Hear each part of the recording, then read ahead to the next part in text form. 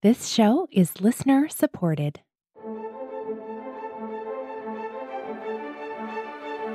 You are listening to Adoptees On, the podcast where adoptees discuss the adoption experience. This is episode 92, Stuart. I'm your host, Haley Radke.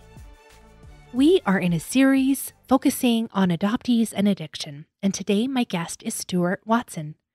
Stuart shares his story of how he used his investigative journalist skills to find his biological parents at age 45, and his discovery that alcoholism and trauma was inextricably linked in his DNA. We wrap up with some recommended resources, and as always, links to everything we'll be talking about today will be on adopteeson.com. Let's listen in. I'm so pleased to welcome to Adoptees On, Stuart Watson. Welcome, Stuart. Thank you. I appreciate this. It's so good to chat with you in real life, almost. Well, Haley, I've heard your voice many times. Well, I'd love it if you would start the way we always do. Would you share your story with us, please, Stuart? Oh, my word.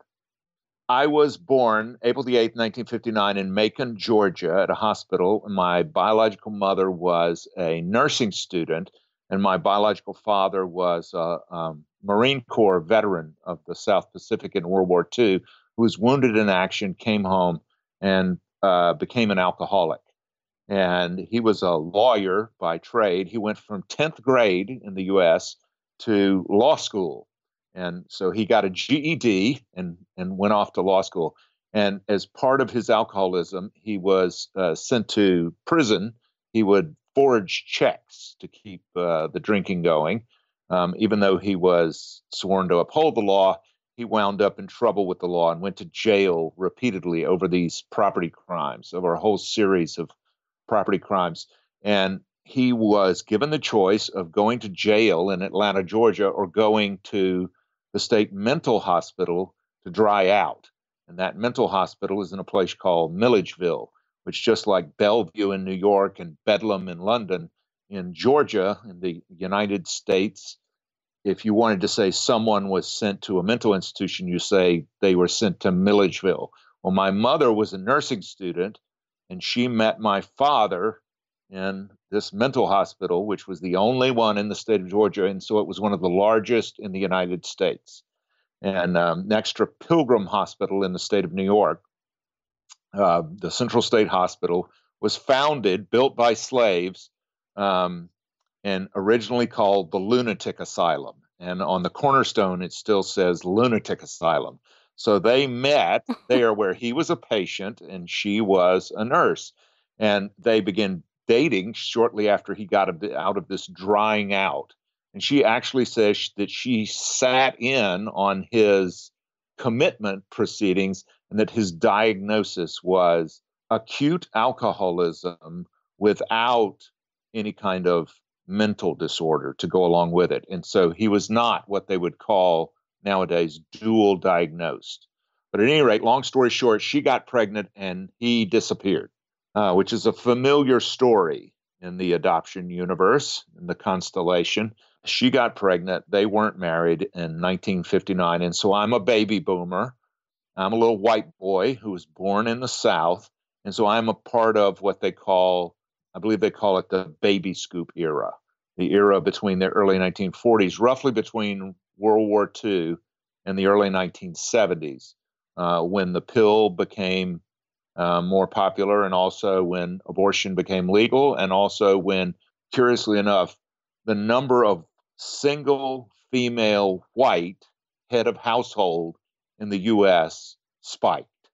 And so what happened was a lot of folks just 17 years after I was born chose to keep the baby. And so there was a huge shift, particularly among Caucasian Americans. There was a big shift. And so I am part of an entire generation, well over 1 million, at least 1.5 million, white infants who were placed for adoption. And I was sent to foster care for 4 months, where they called me William. And then 4 months later, I was adopted by another attorney who was very kind of straight-laced, by the book, and his wife, and they became my mom and dad, and I love them very dearly and got along great with them. But along about the age I was 45 years old, and I did the research to get what they call here the non-identifying information. And that led me to some clues. And by profession, I was an investigative reporter. So I knew how to use public records. And so I expected that non-identifying information to be very sketchy. And in fact, I got 8 single-spaced pages, which were prepared by a social worker, plus some original documents, which told about, for instance, an IQ test they did with me, and also what my birth weight was, and some initial, what time I was born, et cetera. And so there was some clues in there. And the biggest clue, I'll kind of give it away, was that my father was a lawyer who went to prison. Now, there are a lot of lawyers who probably belong in prison, but my father, he actually went there. In June of 2004, I went down to the state archives at the age of 45, and I began looking through a big book with the handwritten names. It's called the Book of Convicts. It was the handwritten names of every person, male or female, black or white, who went to prison in the state of Georgia during those years. And I wrote down the names of every white male, probably from the Atlanta area, so we're talking DeKalb or Fulton County, who went to prison for like bad checks, basically, forgery or some sort of fraudulent check writing. And I had a list of about 24 names, and I began just Googling them. I began just fishing around, and I found a man, and his name was Henry Scott Schmid Jr. And he was an attorney in the state database. It said, for the Georgia Bar Association, it said that he was deceased, but he was an attorney. He had passed the bar, and also he had been to prison. And so then I began looking at him, and I saw that he married a nurse who was 12 years younger than him. Well, in the non-identifying information, it said that my birth mother was a nurse and that she was 12 years younger than him. And I thought, surely he did not marry my mother after he got her pregnant and then abandoned her and abandoned his child. Well, that's exactly what he did. He came back 9 months after he was out of prison and out of the state mental hospital. He had detoxed, and he shows back up in her life, and she took him back, but she refused to take him back until he would agree to marry her. And so 8.5 months after I was born, December the 31st, New Year's Eve, 1959, they snuck across state lines into Alabama, where there was a friendly justice of the peace who married my mother and father. And what this means, Haley, is that I have a full-blood brother and a full-blood sister. And I am in reunion with my birth mom, my brother, and also my sister, who I see. And so we have a wonderful reunion. So I not only had, relationships with my mom and dad and with my adopted sister, but I have relationships with them. And also, to kind of the point to my story, is that my biological father was an alcoholic who drank himself to death. I became an alcoholic. I was 10 years sober when I found my biological family. And then my full-blood brother and my full-blood sister both became alcoholics and, substance abusers and addicts, just like me. And so what I surmise from all this is that the notion that addiction, whatever you want to call it, substance use disorder, addiction, alcoholism, has a very strong family component, a very strong genetic DNA lineage. We don't exactly know what genes those are. I don't think we've narrowed in on them, but we know that it exists. It's not just anecdotal. Mm-hmm.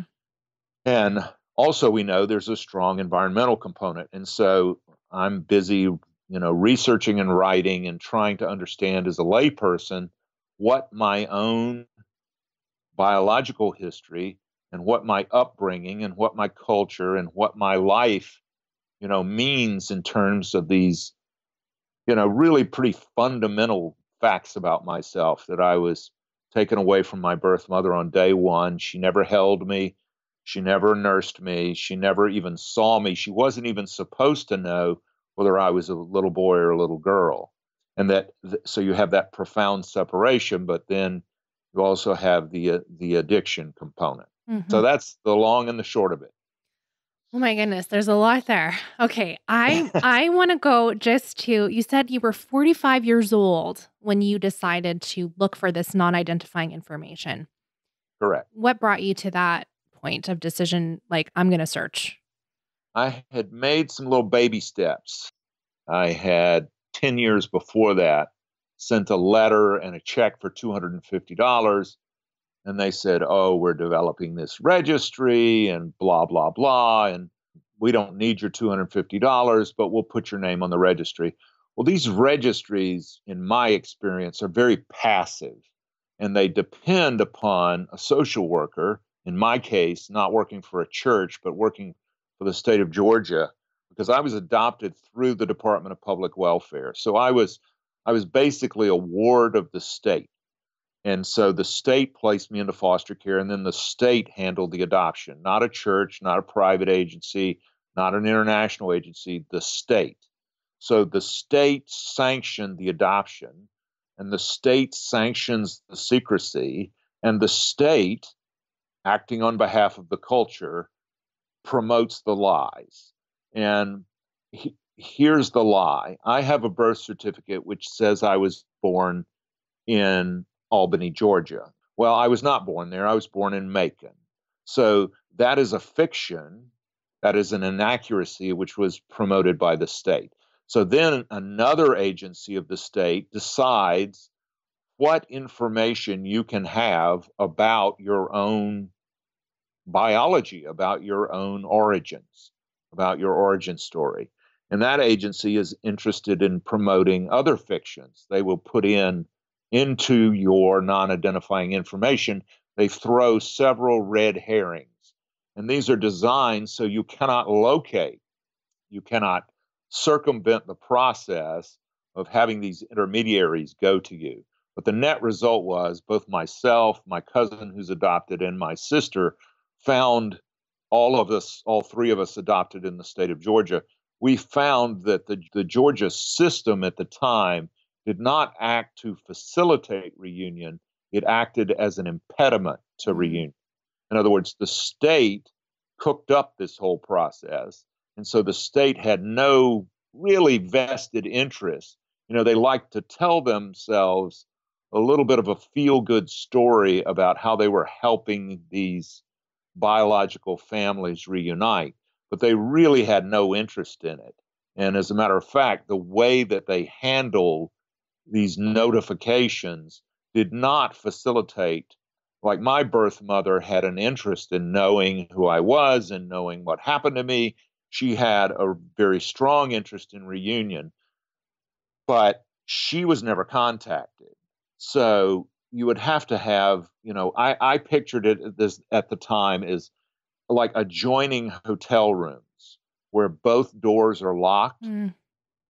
So as an adoptee, I could join the registry, and all that meant was they would unlock and open my door on my hotel room, but they would not knock on the adjacent hotel room so she could open her door, or so she could even decide whether she wanted to open her door.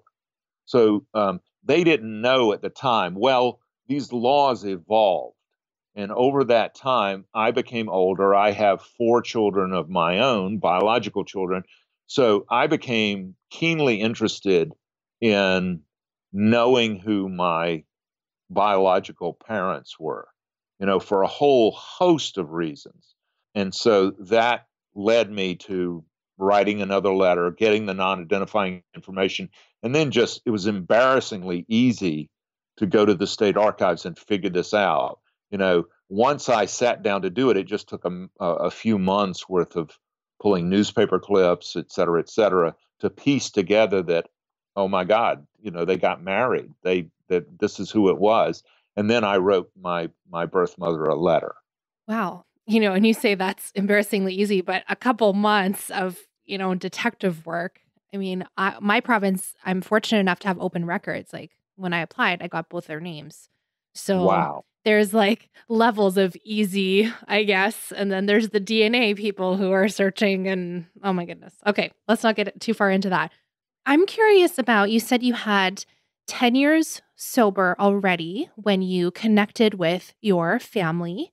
Do you want to tell us a little bit about that, about, I guess, that part of your life and how you came to become sober and any influences you think you already mentioned, genetic influence of alcoholism in your family, but I'll leave you to kind of share that part of your story. Oh, sure. Well, the long and the short of it is that drinking alcohol did something for me that I don't think it does for about 87 to 90% of the population. And that is, it has a kind of magical effect. Most people cannot. Well, first off, there are more people who in the United States who never take a drink than there are who are alcoholic. And that's something that we forget about a lot for religious reasons or just personal preference or health. They never drink like I drank. And so drinking for me was an incredible social lubricant. It connected me to other people. I could talk to the girls, I could go to parties. It just really connected me in a way that I don't think it works for a lot of people. And drinking primarily for a lot of people is a social thing. Let's go have a drink. Let's grab a beer. Let's go. Let me buy you, let's have a glass of wine and we'll relax and we'll talk. Well, the net difference for an alcoholic such as myself is that drinking goes from social to non-social to antisocial. And here's what that looks like. It goes from the life of the party, this is a lot of fun, this is a big blast, this is great, to I'd really rather drink alone, to leave me alone, which is okay until I realized that I was slowly drinking myself to death and that this was not going to be a quick process. And this doesn't have anything to do with whether I got drunk driving charges. I did not. With whether I lost jobs. I did not. With whether I went to prison. I did not. With whether I got a divorce. I did not. But it has everything to do with slowly deteriorating mental and physical health.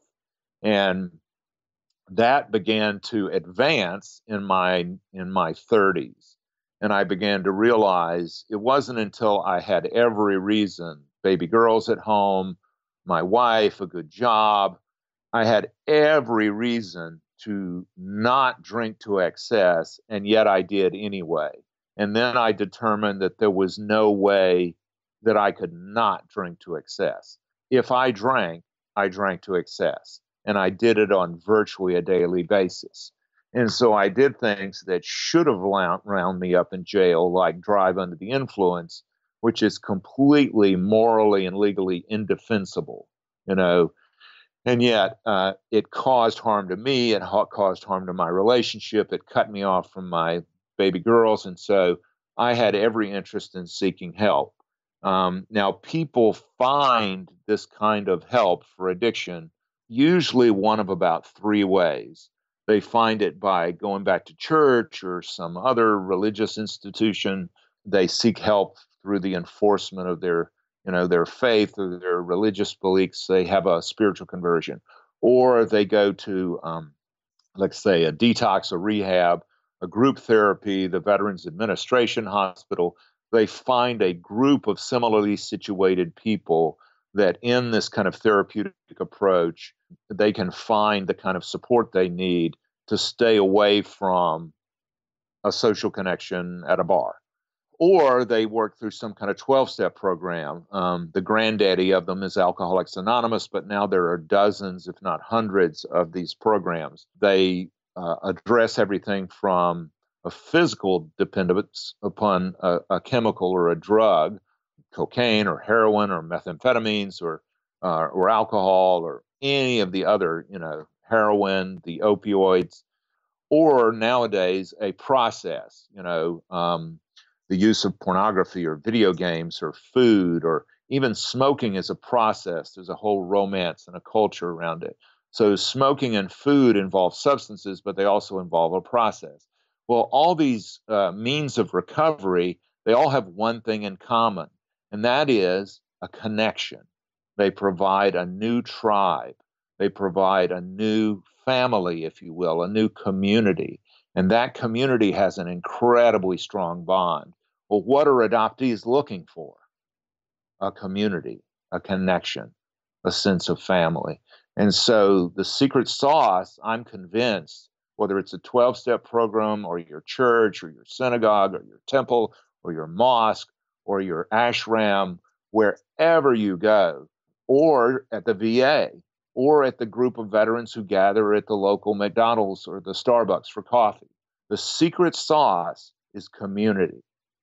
There's a very popular, I don't mean to turn this into a lecture, but there's a very popular YouTube video in which the premise, I think it's a TED Talk from a guy in Europe, is that the opposite of addiction is not being clean or sober. The opposite of addiction is being in community, is being connected, because there's no person who is more cut off than the person who is completely addicted. They are completely antisocial. But you are talking directly to an addiction when you hear three magic words: leave me alone. Wow, that's really interesting. I haven't ever heard it put that way before. And how profound when you say, what are adoptees looking for? We're looking for family and connection. Oh my goodness. That's like, wow. Okay, so how did you find your community and connection in your new tribe? How is that exactly for you? I'm a big 12-step person. It worked for me, but I completely acknowledge, my brother, he goes to the VA and he hangs out with fellow veterans. He was a Marine. Our biological father was a Marine who was wounded in action, by the way. We can talk about trauma and wounding and what its connection is to addiction, because that connection, I'm convinced, is just as large as is the genetic connection. Mm-hmm. And my sister, she goes to church. And so neither one of them go to 12-step meetings that often. I go to 12-step meetings very often, never go to church, and I don't think I've ever really been to group therapy for addiction. And so we each have sort of found our own way. And I just think that people need to find the community that works for them, mm-hmm. and, keep looking until they find that community. But just because, if somebody goes to church and they go, oh, I don't believe that, I don't like it, fine, then go find another community. And it really doesn't matter where that community meets. It just matters that it's somebody who will accept you no matter what. They've got your back. Let's talk about the trauma. You said you love your adoptive parents and, your adoptive sister, and plus you can love your bio mom and siblings, and yet there's still a trauma there, and you were in foster care for 4 months. That's a big stretch of time before going to your adoptive family. So you've got that, and then your biological father had trauma from the war. And yeah, what are those connections that you've made from that to alcoholism? Until the last several years, I did not feel like I was allowed to have trauma, because I thought, unless you were a concentration camp survivor, then you should just shut up. Unless you were in Rwanda and survived a genocide, you should just be quiet. Because I thought trauma was a big competition. And I thought, well, Stuart, you were never shot and you were never sexually assaulted. And, you've never been to war, and so you should just be quiet. You're not allowed to have trauma. It's not trauma unless you've got a scar to show and an incredible story to tell. And so it wasn't until I had a friend who did go to war, and he was shot multiple times, and he was lucky to survive, that he said, trauma is not a contest. And I can't even tell you what that did for me, because he gave me permission. He said, I'm not going to compare my gunshot wounds to your being torn away from your birth mother's arms on day one. I never even got to her arms. I never even lay on her chest. And I had a therapist who said to me, well, if trauma was a contest, you would win. He said, because being torn away from your mother is more traumatic than being shot. Okay, so my biological father got a piece of shrapnel in his back, which remained there until he drank himself to death at the age of 46. And on his death certificate, it says acute alcoholism. Well, the easy thing, the layup, is to say, oh, I get it. He's a PTSD veteran of a horrific battle in the South Pacific in World War II. So there's the trauma. The huge insight I had was the trauma was before he joined the Marine Corps. The trauma was that his father rejected him and sent him away. That was the trauma. The wound from the shrapnel is a layup. That's easy. The more difficult thing is to back up before the soldier becomes a soldier and to see what the trauma is. Because sometimes the trauma is not the gunshot. That's what we see. Sometimes the trauma is the rejection. The trauma is, we call it, we have all these words for it: relinquishment and surrender and adoption and blah, blah, blah. No, it's an amputation. It's a missing limb. It's phantom pain. It's the nerve endings are still there. What happened? What was that? And we have no memory, but we have the experience. It's written into the neurons. And we keep saying, why do I feel this way? Why do I feel this, amorphous, this grief, this terrible, loss and missingness that I can't explain it.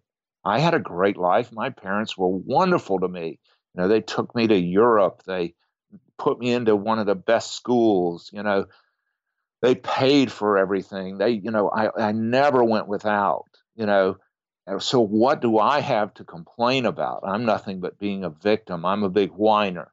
And then you start to read, books like The Body Keeps the Score, the Van der Kolk book, and you start to understand the physiology of how pre-trauma, pre-memory, the memory's still growing.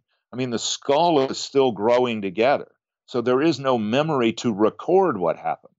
That means I can't go into deep hypnosis and take sodium pentothal and go into a trance and work real hard and recover this memory. The memory's not there. I can't tell you, the smells or the sounds or whatever. That memory is written, that feeling is written in. So it is a trauma that is a somatic experience. It is in the body. It is visceral. I feel it. It is not something that I can tell you what color clothes that, was the nurse dressed in all white, or, how bright was the light. I can't tell you any of that. What I can tell you is what I feel in my bones. I feel in my nerve endings, because that's where it's written.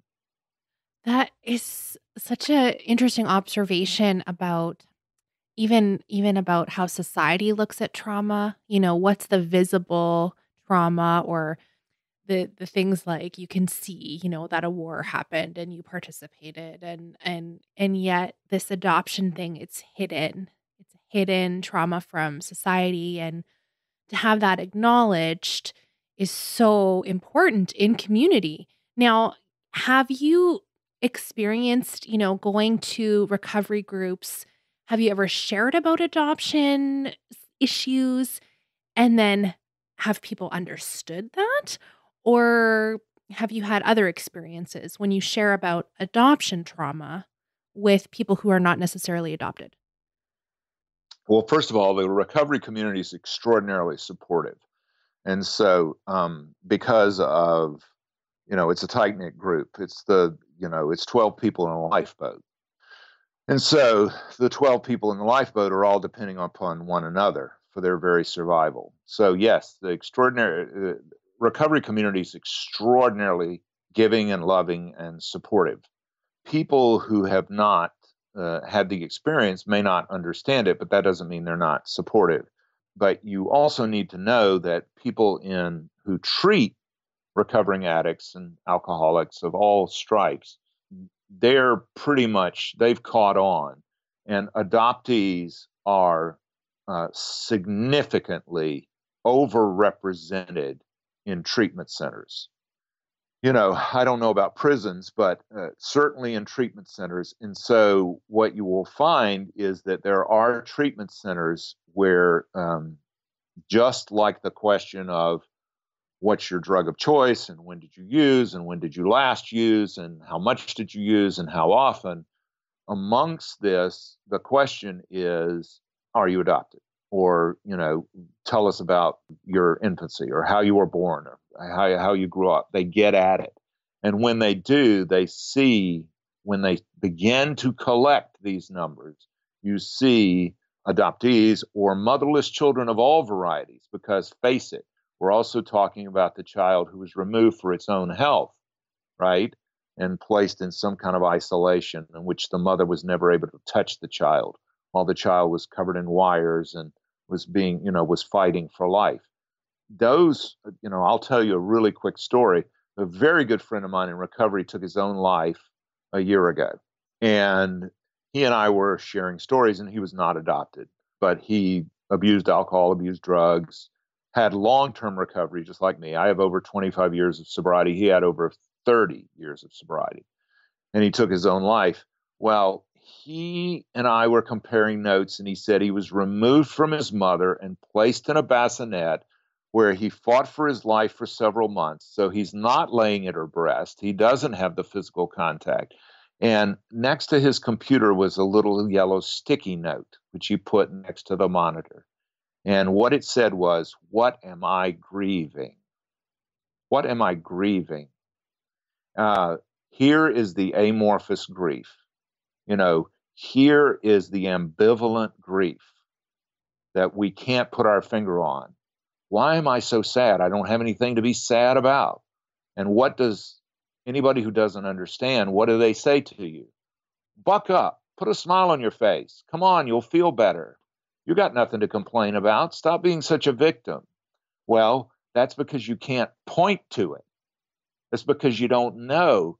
And it's not just like, if you're raped, everyone can understand how you would have PTSD from being raped. If you're shot, everyone can understand how, if you see your best friend die, everyone can understand that, how you would have PTSD. But if you say, oh, this thing happened to me and it happened in the first 4 months of life and I don't even have any memory of it, well, what are you whining about? Well, what have you got to complain about? Go get some real troubles. Get back to me when you've got a real problem. And it's not until now that people are starting to see, oh, it doesn't matter the reason the infant was separated from the mother. It just matters that the infant was separated from the mother. Adoption is a smokescreen. The problem is the amputation. The problem is not the adoption. The problem is not the bassinet or the neonatal intensive care unit. The problem is the severing of this tie from the mother. That's the problem. Adoption is just foster care, orphanages, whatever. They're just a hacked together solution. They're just patchwork until we acknowledge the fundamental problem, this amputation. we're not getting anywhere. We're just getting back into a blame and shame spiral, into a finger pointing. Oh, it was the crack mother, or it was the, disease, or it was the, mother who got pregnant without, or it was the father who, ran away and abandoned her. No, let's just talk about what the fundamental trauma is. It's not from the person who picked the baby up. It's from the separation. It's from the separation. Well, I haven't heard that before, that people that are like addictions therapists and things are really picking up on this adoption trauma, that this is starting to get noticed, that this initial separation can cause all of these issues for us. That's great to hear. Great to hear that the larger community is starting to understand that. What do you think? I don't know, anecdotally, I guess, because we're both lay people here speculating. What do you think is going to happen with that? If, seeing adoptees overrepresented in addictions facilities in particular, I mean, that's a huge red flag. So it's neat that they're noticing, I guess, but what are they going to do about it? Well, what they are doing it is treating it. And the noticing, as we say, the first step is admitting there's a problem. Mm. So when we notice it, that's a huge, because it means they begin to address this. So there's a tendency when you're talking about particularly a substance to place a great deal of focus on that substance, right?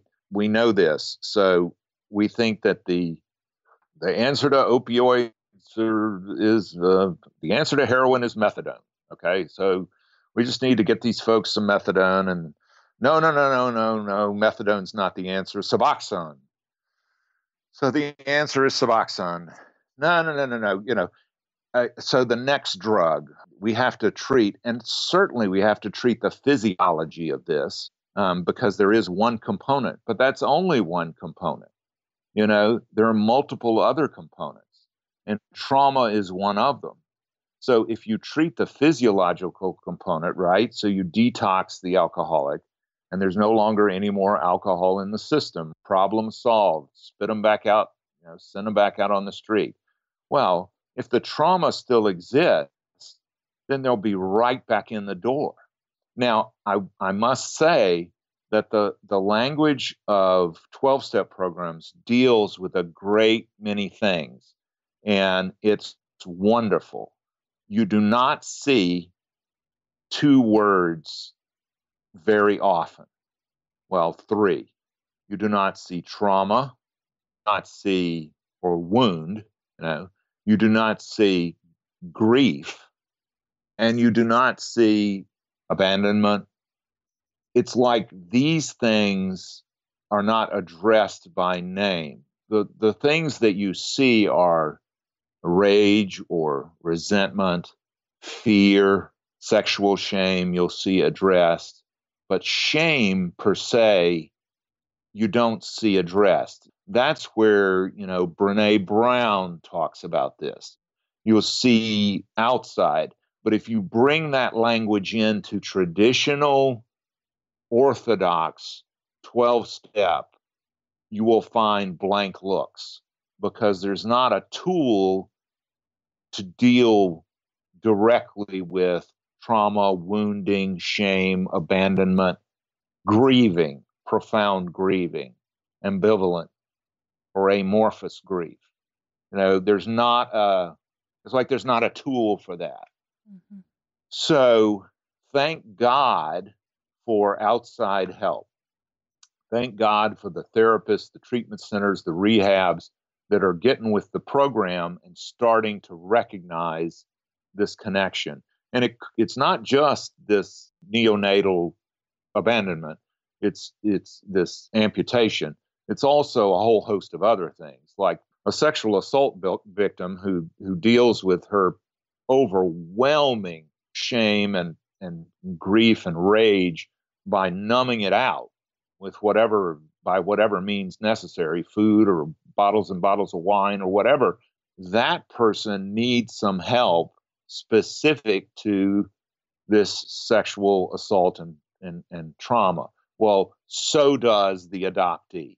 And the more forward thinking, rehabs, I don't care if it's South Florida, Southern California, wherever, the more forward looking rehabs, they're on it.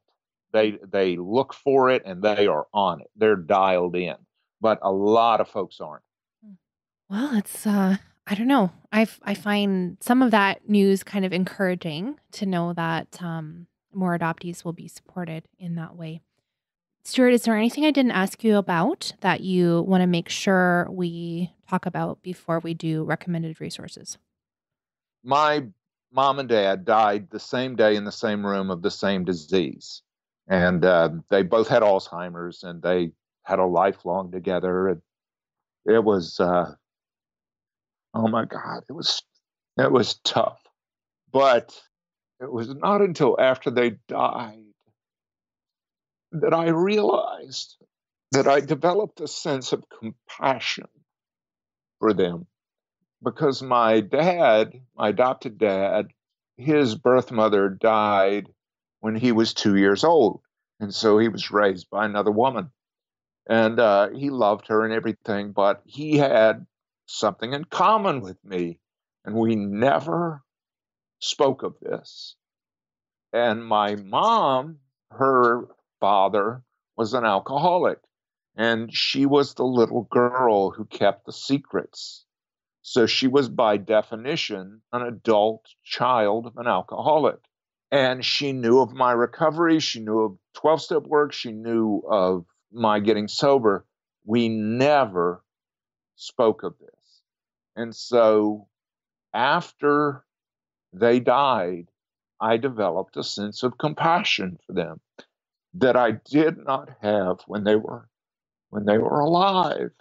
And I just see and hear so much vitriol from the various portions of the adoption constellation who have gone to their separate rooms.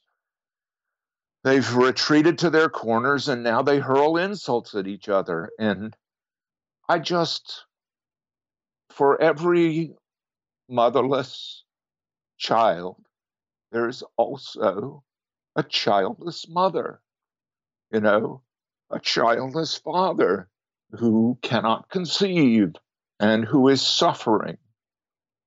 And I'll just say that I have tremendous compassion for them. I don't know that getting a baby from the other side of the world will reduce that shame of infertility. I don't know that it will even lessen the shame of not being able to conceive.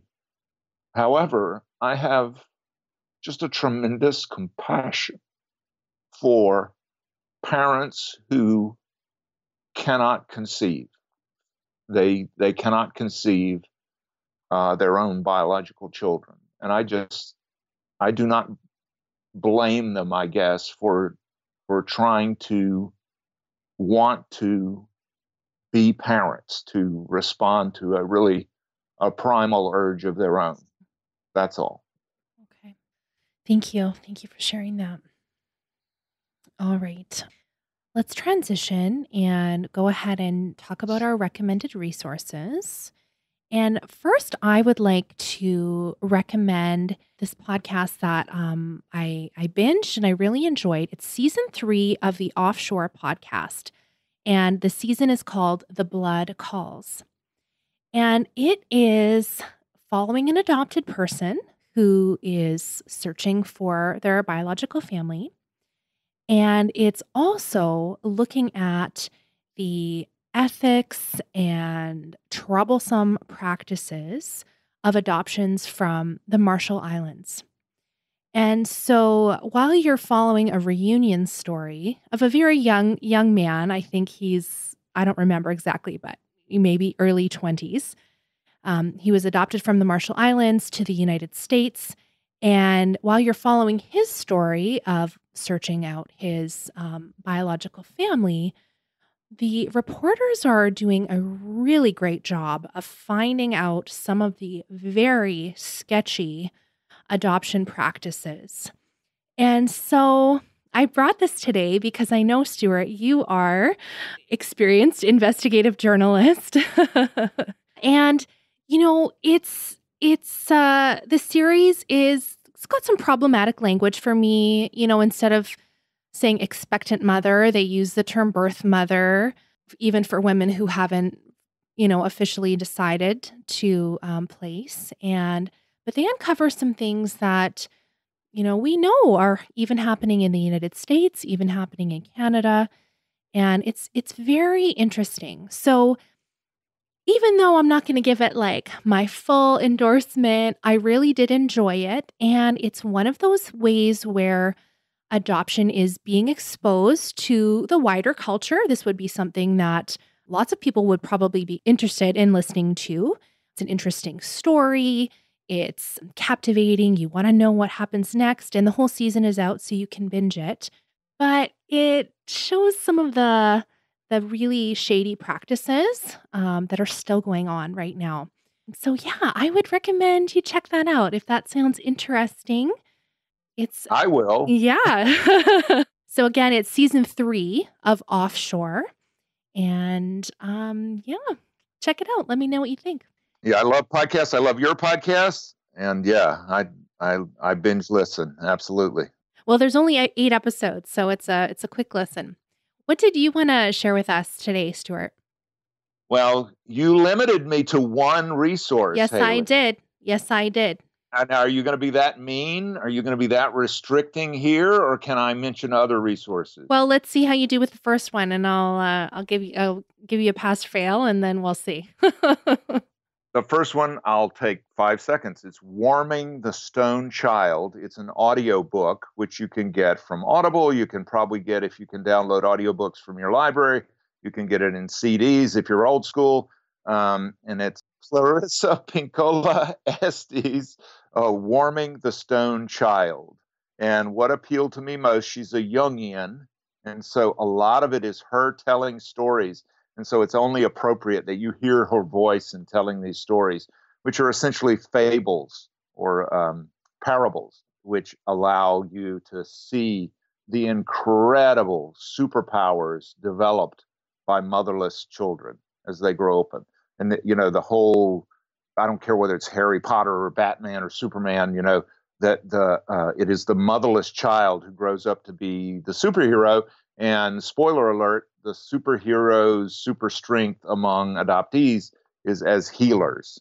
And how often do you get together with a group of adoptees and, oh my goodness, everybody's in the healing profession, right? Everybody's a therapist or they're a nurse or they're a doctor or in some ways they're out healing people. Well, plenty of people, I am not in the healing professions, but there are plenty of people that I hope can help to heal wounds and bring people together.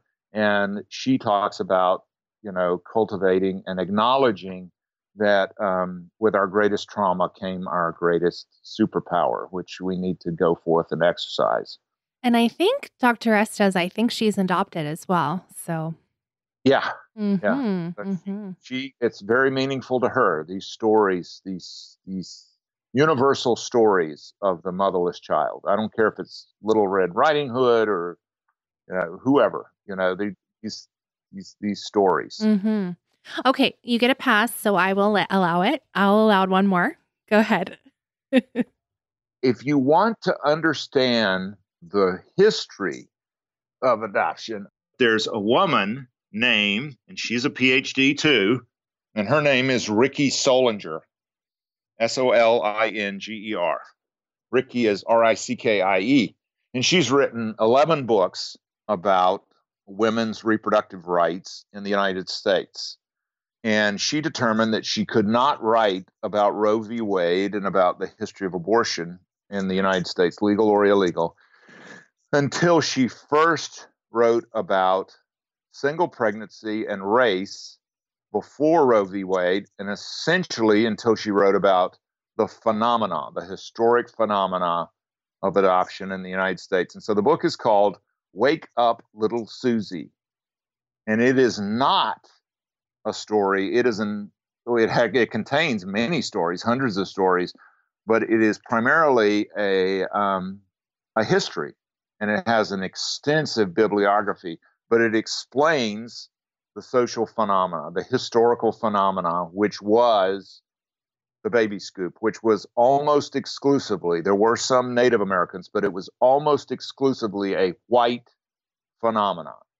That is, African American babies were kept within the community. They were kept, by and large, with the birth mother or the birth grandmother, auntie, somebody. But little white babies, there was a market. There was a great demand of these soldiers coming home from World War II who, along with the house and the picket fence, they wanted a little baby or two, a little boy, a little girl to go along with it. And she explores all of this. Ricky Sullinger, Wake Up, Little Susie. Great. Thank you so much, Stuart. Thanks for sharing your story with us. Thanks for sharing some of your thoughts on recovery and the links to addiction for adoptees. And I'd love to be able to share your information so people can connect with you. Where can we find you online? On Twitter, at Stuart CLT, Charlotte, North Carolina is where I am. And so Stuart is STUART CLT. That's Stuart CLT. That's Twitter. I'm on Facebook, Stuart Watson. I'm on LinkedIn, Stuart Watson, WATSON. And there are lots of Stuart Watsons, but I'm the one who's the investigative reporter in Charlotte. I thought I had something else. Oh, yeah. And I'm making a film with my birth mom and my biological brother and sister, and with my adopted sister, and with tons of other people who are experts and not experts. And there's a little trailer to the film. The film has evolved in the 3 years since we produced the trailer, but the trailer's at Helen, that's my birth mother's name, HELEN .movie. Not .com, but Helen.movie. And so you can see a little 3-minute trailer. Awesome. Well, I'm excited. I'm going to check that out. I'm excited. Thank you so much, Stuart. It was just an honor talking with you today. Oh my goodness. I had so many things I wanted to ask Stuart about, and we just totally ran out of time. And he missed sharing with you that he is working on a memoir. And so make sure you go and follow him on social media so you can learn when that's going to be coming out. How exciting. I can't wait to read it. I'd love to stay connected with you. So make sure you're signed up for the monthly newsletter. You can do that at adopteeson.com/newsletter. And I usually share a little essay about something I'm learning, or just a quick note about updates about the show or what's coming up next. So you can expect about once a month to hear from me. No more frequently than that, I promise. So I won't spam your inbox. And yeah, I'd love to connect with you there. So adopteeson.com/newsletter. And I just want to say a big thank you, as always, to my supporters of the show. You know who you are. I'm so grateful for your monthly support, and I couldn't do the show without your ongoing support. So thank you so much. If you want to stand with me and other adoptees and help spread message of Adoptees On, please go to adopteeson.com/partner and find out how you can support the show. Thanks so much for listening. Let's talk again next Friday.